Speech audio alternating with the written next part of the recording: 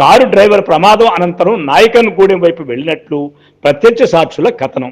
అయితే ఆయన నుదురు ముఖంపై గాయాలు ఉండడంతో ఎవరైనా హత్య చేసి రిజర్వాయర్లో ప్రమాదంగా చిత్రీకరించారా లేక యాక్సిడెంట్లో గాయాల పాలయ్యాడా అనే అనుమానం వ్యక్తమవుతున్నది. స్థానిక పోలీసులు ఈ కేసు పలు కోణాల్లో దర్యాప్తు చేస్తున్నారు.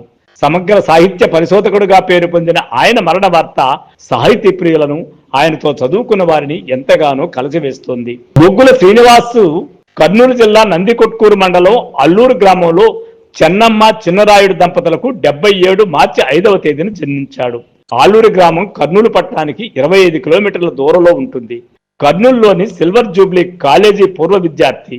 95-98 మధ్య ఆయన ఆంగ్ల మాధ్యమంలో బిఎస్సి బిజెడ్పి అభ్యసించాడు.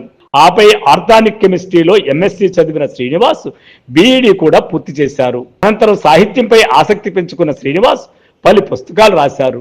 ముఖ్యంగా జ్ఞానపీఠ అవార్డు గ్రహీత రావూరి భరద్వాజ రచనలను వెలుగు తెచ్చారు. మరి ఇలాంటి సాహితీ ప్రక్రియల మీద అవగాహన ఉన్నటువంటి ఒక సాహితీవేత్తగా ఉన్నవాడు ఒక రాజకీయ నాయకుడి మీద పుస్తకం రాయాల్సిన అవసరం ఏమొచ్చింది? ఆయన ఆలోచన విధానం ఏమిటి? దాని వెనక జరిగినటువంటి కథనం ఏమిటి? ఆయన మరణం ఎట్లా జరుగుతున్నటువంటి ప్రచారం ఏమిటి? ఆ వైరల్ సంగతి ఏమిటి? పూర్తిగా తెలుసుకోవాలంటే ఇంకా పరిశోధించాల్సిన అవసరం ఉంది. కాలం నిజాలు చెప్తుంది కాబట్టి అంతవరకు వేచి చూడమో, లేకపోతే రాజకీయ కోణాలు ఏమైనా ఉన్నాయో నిపుణులటువంటి పరిశోధక జర్నలిస్టులు సేకరించి నిజాలని వాస్తవాల్ని కానీ చెప్పగలిగితే ఒక సాహితీవేత్త మరణం గురించి మనకు కొన్ని నిజాలు తెలుస్తాయి. సో ఫ్రెండ్స్, ఈ యొక్క బొగ్గుల శ్రీనివాస్ గురించి మన సాహిత్య యూట్యూబ్ ఛానల్లో ఎందుకు చెప్పాల్సి వచ్చిందంటే ఆయన కూడా ఒక సమగ్ర సాహితీ పరిశోధకుడు కాబట్టి.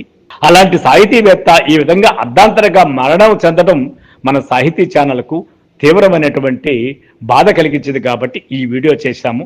సో ఫ్రెండ్స్, ఈ బొగ్గుల శ్రీనివాస్ మీద, అతని యొక్క రచన మీద మీ అభిప్రాయం చెప్పదలుచుకుంటే మన సాహిత్య యూట్యూబ్ ఛానల్లో కామెంట్ చేయండి, షేర్ చేయండి, లైక్ చేయండి. Thank you. I am Vishwanath, మన సాహిత్యం.